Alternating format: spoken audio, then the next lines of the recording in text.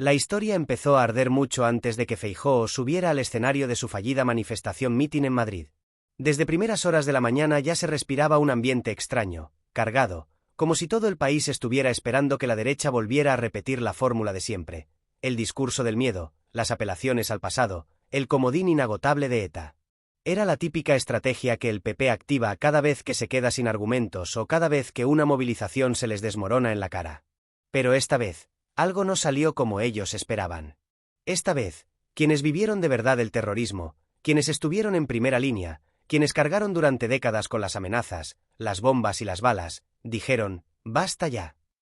Y ese basta ya salió del lugar más incómodo para la derecha, del propio entorno histórico de Inchaurrondo. Lo que nadie en Génova se esperaba era que varias voces vinculadas a la memoria histórica de Euskadi, policías retirados, analistas, familiares de víctimas y expertos que han estudiado durante décadas la violencia en el País Vasco, salieran públicamente a desmontar el uso partidista que Feijóo y Ayuso hicieron de ETA durante su acto. La derecha pensaba que podían pronunciar esas 3 letras mágicas y que el país, automáticamente, se pondría de su lado. Pero el tiempo ha cambiado. La sociedad ha cambiado. Y especialmente en Euskadi el discurso tramposo del PP ya no solo provoca rechazo, provoca indignación profunda, porque es un insulto directo a quienes vivieron en serio el horror. Mientras Feijóo improvisaba un mitin disfrazado de manifestación para intentar tapar su pinchazo anterior, y mientras Ayuso repetía su eterna letanía de ETA, ETA, ETA para intentar inflamar a un público cada vez menos impresionado, en las redes empezaban a circular las primeras declaraciones que harían temblar la estrategia completa. Un historiador vasco, muy respetado en círculos académicos, acababa de publicar un análisis demoledor explicando por qué el PP estaba manipulando la memoria. No atacaba a nadie en lo personal, no insultaba, no exageraba. Solo hacía algo que a la derecha le duele especialmente: decía la verdad con datos históricos. Y lo que decía era simple y contundente: que el terrorismo dejó de actuar hace más de una década, que la sociedad vasca ha trabajado incansablemente para cerrar heridas, que las víctimas merecen respeto, no utilización política, y que la derecha española insiste en congelar la memoria como arma electoral. Pero lo más potente no era el contenido del análisis, sino la legitimidad de quien lo pronunciaba. No era un político, no era un tertuliano, no era alguien que el PP pudiera descalificar con el típico «ustedes no saben lo que fue aquello». Era un historiador especializado en terrorismo, con reconocimiento académico, con trabajo serio, con publicaciones. Era alguien cuya autoridad moral no podía destruir ni Feijóo ni Ayuso ni los altavoces mediáticos de la derecha. En ese momento empezó la tormenta perfecta. Los medios progresistas empezaron a reproducir sus palabras. Redes sociales estallaron. Miles de ciudadanos de Euskadi, muchos de ellos gente que jamás milita en nada, comenzaron a compartir testimonios propios o de familiares que vivieron aquellos años duros. Gente que decía claramente que están hartos de ver cómo el PP utiliza su dolor como arma electoral. Harto de escuchar cómo Feijóo y Ayuso repiten ETA para justificar cualquier cosa, desde sus fracasos políticos hasta sus movilizaciones vacías. Harto de que un trauma colectivo se utilice para llenar titulares cuando ya no tienen proyecto que ofrecer. Y mientras esa ola social crecía, desde el entorno histórico de Inchaurrondo, símbolo de un periodo terrible, símbolo también de la resistencia policial y de las heridas sin cerrar, surgieron comentarios que nadie en la derecha quería escuchar. Comentarios que, sin incriminar a nadie, dejaban claro algo esencial: que lo que el PP está haciendo con el relato de ETA no tiene nada que ver con la memoria, ni con la justicia, ni mucho menos con las víctimas. Tiene que ver con táctica electoral pura y dura. Un viejo truco que funcionaba hace 20 años, pero que hoy solo genera rechazo e incomodidad. Ese es el detalle que más dolió en Génova. Las críticas no venían de un enemigo ideológico. Venían de gente que estuvo allí cuando ellos no estaban. Venían de voces que conocen el miedo, el duelo, el dolor, la noche más negra. Venían de personas que no buscan protagonismo, que no salen en tertulias, que no buscan likes. Venían de personas que solo quieren que la memoria se trate con dignidad. Y esas personas estaban diciendo que Feijóo y Ayuso estaban profanando esa memoria. Mientras tanto, Feijóo seguía encima del escenario hablando como si nada de esto estuviera ocurriendo. Su discurso sonaba a líneas repetidas, a frases recortadas de argumentarios, a ese estilo suyo que intenta parecer solemne pero acaba sonando hueco porque no tiene una conexión real con lo que está diciendo. Y el público, lejos de estallar en ovaciones, parecía desconectado. Algunos aplaudían por inercia. Otros levantaban la vista del móvil. Pero no había emoción. No había energía. No había el más mínimo signo de que ese discurso estuviera funcionando. Ayuso, por su parte, intentó lo de siempre, incendiar sin argumentar.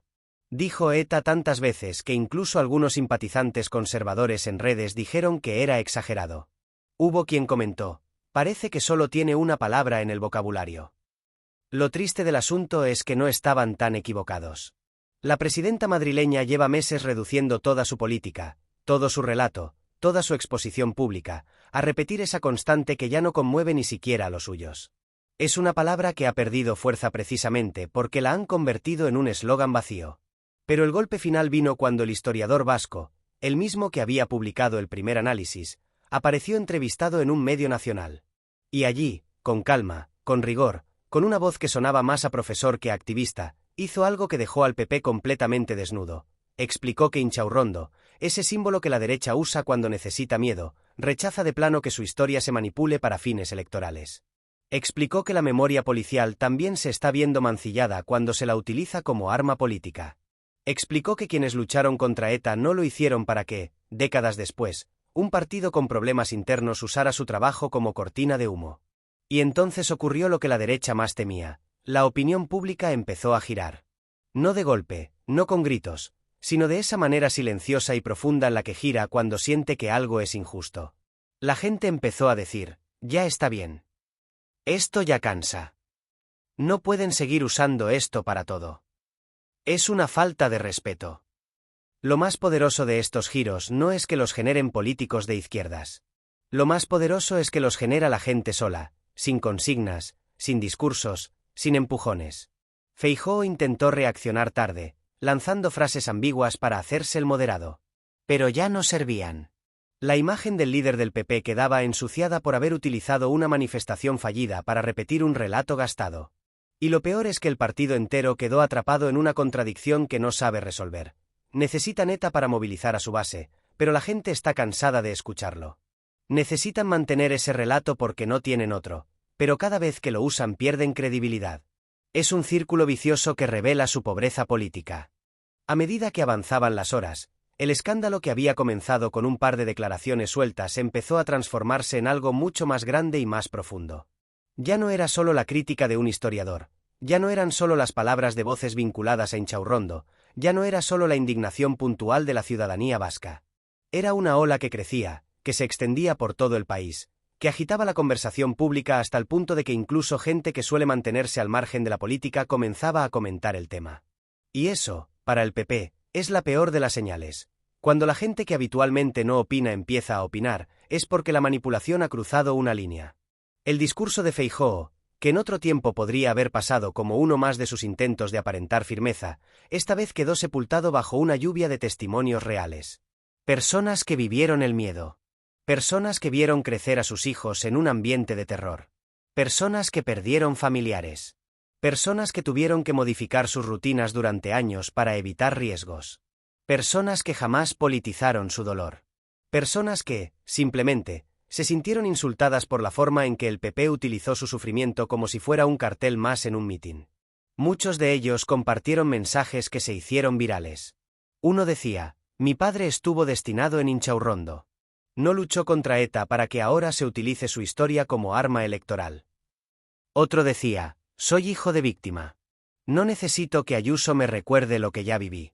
Necesito que respeten nuestra memoria. Otro, aún más duro, dijo: los que no estuvieron aquí no pueden usar nuestra historia para ganar votos en Madrid. Ese tipo de mensajes, tan personales como incontestables, golpearon de lleno el corazón de la narrativa del PP y la dejaron sin defensa posible. Pero uno de los giros más decisivos vino desde un lugar que la derecha jamás esperó. Varios periodistas vascos, conocidos por su rigor y por evitar el sensacionalismo, comenzaron a publicar hilos explicando con detalle cómo el PP ha modificado su propia interpretación del pasado según lo que le ha convenido electoralmente. Explicaban que durante años, en algunos territorios, el PP defendió políticas de convivencia y diálogo mientras en Madrid vendía otra versión completamente distinta para agitar a su electorado más duro. Explicaban que la derecha ha sido capaz incluso de cambiar la narrativa sobre su propia actuación durante los años duros, exagerando logros, ocultando errores y manipulando responsabilidades. Explicaban que el relato ETA del PP no es memoria, sino marca electoral. Esos hilos, cargados de datos, Fueron compartidos miles de veces, y lo más importante, fueron leídos por gente que normalmente no presta atención al debate sobre memoria histórica. Por primera vez en mucho tiempo, el país entero estaba confrontando una pregunta que el PP trata de evitar a toda costa. ¿Por qué un partido necesita recurrir continuamente a un pasado traumático para suplir la falta de proyecto presente? Esa pregunta empezó a aparecer en debates televisivos, en tertulias de radio e incluso en columnas de opinión de medios moderados. Era como si, de repente, todo el mundo hubiera caído en la cuenta de la misma verdad. La derecha utiliza ETA porque no tiene nada más que ofrecer. Mientras tanto, la figura del historiador vasco siguió creciendo en peso mediático. Su intervención había sido tan contundente, tan calmada y tan bien argumentada que muchos programas de televisión empezaron a invitarlo. Algunos aceptó, otros declinó, pero en todos ellos dejó claro lo mismo, que los hechos deben narrarse con rigor, que la memoria histórica es un terreno delicado, que no puede utilizarse como arma arrojadiza y que convertir el terrorismo en un eslogan no solo banaliza el dolor, sino que impide comprender cómo se construye la convivencia democrática después de un conflicto. Sus palabras tenían un tono tan pedagógico que incluso personas que jamás se habían interesado por estos temas empezaron a prestar atención. Y cuanto más hablaba él, más quedaba evidenciada la superficialidad de los discursos de Feijóo y Ayuso. Pero la pregunta clave era, ¿por qué esta vez la manipulación no funcionó? ¿Por qué esta vez la ciudadanía no cayó en la trampa del PP, como tantas otras veces en el pasado? La respuesta tiene varias capas. La primera es evidente. El contexto histórico ha cambiado. España no está en los años 2000. No hay miedo social. No hay una amenaza real que pueda activarse emocionalmente con 3 letras. El país ha avanzado. La convivencia ha avanzado. Las nuevas generaciones no vivieron el terrorismo y no van a votar movidas por un pasado que no conocen. Y quienes sí lo vivieron, al contrario que antes, ahora están cansados de ver su memoria mañoseada. La segunda capa tiene que ver con el cansancio general hacia la crispación. Durante meses, la derecha ha intentado sostener artificialmente un clima de alarma permanente, que si la amnistía es el fin del país, que si Pedro Sánchez es un peligro para la democracia, que si España se rompe, que si Cataluña se independiza mañana. La gente ha escuchado tanto ruido que ya ha empezado a desconectarse. Y en ese mar de gritos, repetir ETA suena a disco rayado, a recurso viejo, a truco gastado. La tercera capa es la más importante. Esta vez, la respuesta no vino de la izquierda, sino del propio País Vasco. Y cuando la respuesta viene de dentro, cuando son quienes vivieron la historia quienes dicen hasta aquí, la derecha no tiene escapatoria. No puede acusarlos de blanquear. No puede acusarlos de ignorantes. No puede decir que no saben lo que fue aquello. Y eso deja a Feijóo y a Ayuso en una posición indefendible, la de haber sido corregidos por quienes sí tienen legitimidad moral. Mientras esta tormenta se desataba, en Génova reinaba el desconcierto. Las reuniones se multiplicaban. Los asesores intentaban diseñar una línea comunicativa que no sonara a derrota, pero era imposible. Cualquier intento de justificar el discurso usado en la manifestación mitin chocaba directamente con la evidencia social. Incluso algunos dirigentes conservadores del País Vasco empezaron a enviar mensajes internos alertando de que lo ocurrido era gravísimo, no por el contenido del discurso, sino por el daño causado a su convivencia, a su relato, a sus propios territorios. Les estaban diciendo, con diplomacia pero con firmeza, que Madrid no entiende Euskadi. Y que utilizar ETA como arma electoral desde cientos de kilómetros de distancia solo perjudica a quienes todavía trabajan para cerrar heridas. La reacción en cadena que se desató tras las primeras críticas a Feijóo y Ayuso no tardó en extenderse como un incendio imposible de controlar. Y lo que empezó como un simple matiz histórico de un experto, se convirtió en un fenómeno social que atravesó territorios, generaciones y sensibilidades políticas. A cada hora que pasaba, la indignación no hacía más que crecer. Y lo más significativo es que no se trataba de indignación partidista, no venía de la izquierda organizada ni de los habituales círculos progresistas. Venía de la gente corriente, de ciudadanos que jamás habían publicado una opinión política en su vida, de familias que durante décadas evitaron hablar del pasado porque dolía demasiado. Y que ahora decidieron hablar porque la manipulación del PP había cruzado una línea que ya no podían tolerar. Fue entonces cuando comenzaron a aflorar historias personales que, hasta ese momento, habían permanecido en silencio.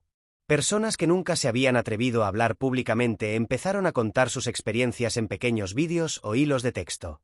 Historias de miedo cotidiano, de barrios divididos, de noches sin dormir, de funerales, de silencios pesados, de heridas que aún no habían terminado de cerrar. Y en cada una de esas historias había una idea en común. La memoria es demasiado importante para dejarla en manos de quienes la utilizan como arma política.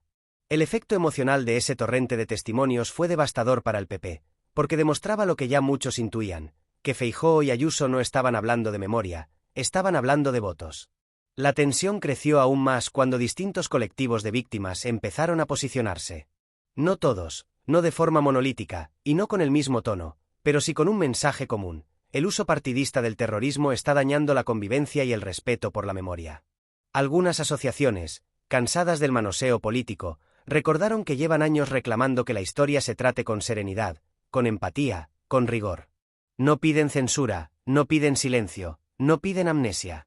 Piden que no se utilice su dolor como herramienta electoral. Y ver al PP, una vez más, convertir una manifestación fallida en un mitin disfrazado donde solo sabían repetir la palabra ETA, les resultó profundamente ofensivo. Pero lo que terminó de incendiar el debate fue la publicación de un documento filtrado desde el entorno policial que hablaba, sin señalar culpables ni hacer acusaciones directas, de la importancia de mantener la memoria alejada de la propaganda. El documento mencionaba que la instrumentalización política del pasado es un riesgo para la convivencia democrática. No decía nombres, no mencionaba partidos, no señalaba líderes, pero todo el mundo entendió para quién iba dirigido el mensaje. Y ese mensaje provenía de un entorno que el PP considera, erróneamente, su capital simbólico. Que Inchaurrondo, un lugar mítico en la narrativa de la derecha, se convirtiera en un foco de crítica hacia su manipulación fue un golpe moral que ni Ayuso ni Feijóo vieron venir. Mientras tanto, Feijóo intentaba mantener la compostura. Sus portavoces repetían que ETA sigue condicionando la política, que hay que recordar, que la izquierda blanquea, que la convivencia está en riesgo. Pero cada frase que pronunciaban sonaba más vacía que la anterior. Era evidente que no sabían cómo frenar la ola. Y cuando un partido no sabe cómo frenar la ola, empieza a cometer errores. Varios dirigentes del PP, intentando defender la línea oficial, salieron a asegurar que la sociedad española está preocupadísima por ETA. Y en cuestión de minutos, las redes estallaron con burlas. ¿En qué país viven? ¿En qué año están? ¿Cuántos votos esperan rascar con un fantasma que ya no existe? La realidad es que el PP necesitaba ese fantasma. Lo necesita desesperadamente porque su proyecto político actual es una carcasa vacía. No tienen agenda social, no tienen propuestas transformadoras, no tienen una visión de país distinta a la que ya vimos en el pasado, recortes, privatizaciones, precariedad y regresión. La amnistía ya no moviliza. Cataluña ya no moviliza. Los pactos parlamentarios ya no movilizan. Y entonces recurren al recurso más viejo y más desgastado, ETA. Pero esta vez les salió mal. Esta vez encontraron resistencia. Esta vez, quienes vivieron el horror real les dijeron, no vais a utilizar nuestra historia como cortina de humo. Fue entonces cuando el historiador vasco volvió a intervenir en un segundo análisis que circuló aún más rápido que el primero. Con una calma casi quirúrgica explicó que la memoria no puede usarse para justificar discursos paternalistas, que reducir la complejidad histórica a un eslogan es una forma de violencia simbólica, que la convivencia se construye con respeto y no con gritos electorales, y que quienes repiten la palabra ETA como si fuera una muletilla están, sin querer o queriendo, congelando el país en un trauma que ya no forma parte del presente. Pero hubo una frase de ese análisis que provocó un silencio incómodo incluso entre algunos sectores conservadores. Quien manipula la memoria demuestra que no tiene futuro que ofrecer. Esa frase se convirtió en la chispa que encendió aún más el debate público. Porque resumía todo en un solo golpe de realidad. El PP no habla del pasado porque lo respete, habla del pasado porque no tiene presente. Y eso enlazó directamente con la crítica más repetida por los analistas progresistas. La derecha española es un proyecto agotado, carente de ideas nuevas, incapaz de seducir a las nuevas generaciones y dependiente de estrategias caducas para mantener viva su base electoral. Mientras todo esto ocurría, Ayuso se vio acorralada por su propio discurso. Acostumbrada a imponer el marco narrativo en Madrid, descubrió que el país entero se estaba riendo de su obsesión con ETA. Su reacción fue la de siempre, doblar la apuesta. Volvió a pronunciar la palabra en varias intervenciones posteriores, intentando recrear el clima emocional de sus actos tradicionales, pero esta vez la estrategia no funcionó. La ciudadanía ya estaba inmunizada. La repetición constante generó el efecto contrario al que buscaba: aburrimiento, rechazo, vergüenza ajena. Incluso algunos dirigentes conservadores, off the record, comenzaron a admitir que la estrategia estaba quemada. Y en medio de ese desgaste se abrió un debate incómodo dentro de la derecha. ¿Está Ayuso arrastrando al PP hacia una trinchera donde ya no queda nada? Algunos opinaban que sí. Otros, que Feijóo no tiene fuerza para frenarla. Otros, que entre los dos han creado un monstruo comunicativo que ahora se les vuelve en contra. Y mientras ese debate crecía en susurros, el contraste con la sociedad vasca era brutal. Allí hablaban de convivencia, de memoria, de respeto, de cerrar heridas sin olvidar. Y desde Madrid, la cúpula del PP hablaba de ETA como si fuera un trending topic permanente. Quien ha vivido el trauma en primera persona. Para el PP, la herida más profunda fue la reacción dentro del propio País Vasco. Algunos dirigentes populares vascos, siempre más prudentes que la cúpula madrileña, empezaron a distanciarse sutilmente del discurso de Feijóo y Ayuso. No lo hacían públicamente para no generar ruptura, pero sí pedían que se rebajara el tono, que se evitaran las exageraciones, que se recordara que en Euskadi la convivencia es frágil y que no puede ser sacrificada para ganar 4 titulares en Madrid. De repente, aparecía un choque interno entre quienes viven en territorios donde la memoria sigue siendo sensible y quienes desde Madrid la utilizan como arma mediática. Ese choque dejó en evidencia algo que ya era evidente, pero que ahora se pronunciaba más claramente. El PP de Feijóo es un partido dividido no solo ideológicamente, sino territorialmente. La estrategia comunicativa que funciona en Madrid, basada en el grito, la alarma y el ataque constante, es profundamente rechazable en territorios donde la memoria es real y no simbólica. Y el resultado fue un partido intentando sostener dos discursos incompatibles entre sí. En Madrid, Ayuso hablaba como si ETA estuviera en cada esquina. En Euskadi, los dirigentes populares pedían calma y respeto. Y esa contradicción terminó por romper la credibilidad del conjunto. Pero lo que más daño causó al PP no fueron los discursos de expertos ni las críticas de víctimas, sino algo mucho más simple: el hartazgo ciudadano. Un hartazgo que se vio reflejado en cientos de mensajes que decían lo mismo: ya está bien. Basta. Esto no se hace. No nos manipuléis más. Esas frases, repetidas una y otra vez, tienen un peso político que ningún argumentario puede contrarrestar. Porque cuando un partido pierde emocionalmente a la gente, lo pierde todo. Puede seguir ganando escaños, puede mantener poder institucional, pero pierde la confianza, pierde la empatía, pierde el vínculo humano que sostiene cualquier proyecto político viable. Ese hartazgo se extendió también a sectores mediáticos que habitualmente no se posicionan. Algunos presentadores, analistas o tertulianos conocidos por su moderación verbal comenzaron a expresar incomodidad. No atacaban al PP directamente, pero sí decían que la memoria debe tratarse con cuidado, que el terrorismo es un tema demasiado serio para convertirlo en consigna, que no puede usarse para tapar problemas de liderazgo o para rellenar una manifestación que nadie quiso coger. Cuando la moderación se quiebra, cuando incluso los perfiles más prudentes comienzan a cuestionar la estrategia, es que el daño ya es irreversible. La escalada emocional llegó a un punto en el que incluso algunas personas que habían votado al PP toda su vida comenzaron a decir públicamente que estaban hartas de que el partido utilizara el dolor de otros para avanzar electoralmente. Decían que estaban cansadas de la manipulación, cansadas de los gritos, cansadas de ver a Ayuso repetir las mismas palabras como si fuera un personaje atrapado en su propio guión. Y ese testimonio, el del votante fiel que se siente traicionado, es una señal política que ningún partido se puede permitir ignorar.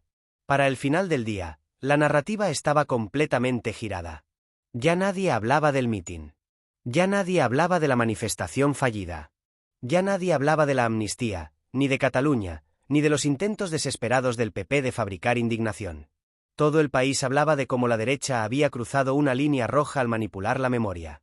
Y ese cambio de tema fue el mayor fracaso de Feijóo. Intentó imponer una agenda y acabó perdiendo la suya. El gobierno, consciente de que el PP estaba en plena implosión narrativa, adoptó una postura muy calculada: respeto absoluto. No atacaron. No ridiculizaron. No forzaron titulares. Solo reiteraron la importancia de respetar la memoria. Era un contraste tan abrumador con la actitud de la derecha que muchos ciudadanos lo percibieron de inmediato. Mientras unos utilizaban el pasado para gritar, otros lo trataban con solemnidad. El cierre social del escándalo llegó cuando varias editoriales publicaron artículos señalando que, a partir de ahora, el PP debería asumir las consecuencias de su propia estrategia. Decían que la manipulación de la memoria no es solo una cuestión de ética política, sino también de credibilidad. Que cada vez que usen ETA como arma electoral, recordarán este episodio. Que cada vez que intenten activar el miedo, Aparecerán las voces de Inchaurrondo diciendo no en nuestro nombre. Que cada vez que intenten reescribir el pasado, aparecerá la figura del historiador vasco diciéndoles que la historia no se manipula para ganar titulares.